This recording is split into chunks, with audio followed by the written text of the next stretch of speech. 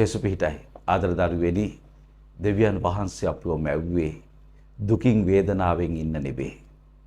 හැබැයි මේ ලෝකයේ තුල ජීවත් වෙද්දී ඔබට දුක උරුම වෙනවා.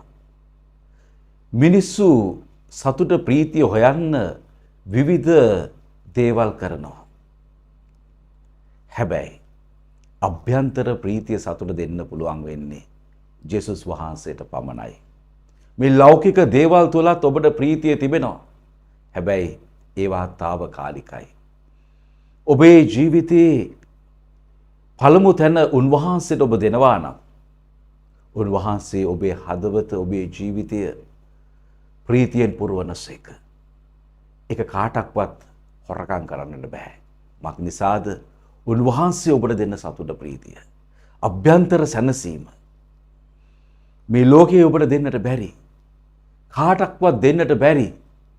ලෞකික සතුට ප්‍රීතිය නෙවෙයි ආත්මික මානසික ප්‍රීතිය සතුට උන්වහන්සේ ඔබට දෙනවා. ඒක නිසා උන්වහන්සේ ගැන සිතන්න. උන්වහන්සේ ඔබේ ජීවිතයේ ප්‍රථම තැන ප්‍රමුඛ ස්ථානය උන්වහන්සේට දෙන්න. උන්වහන්සේ ඔබ තුල රජකම් කරන සේක. ජෙස්පීටයි.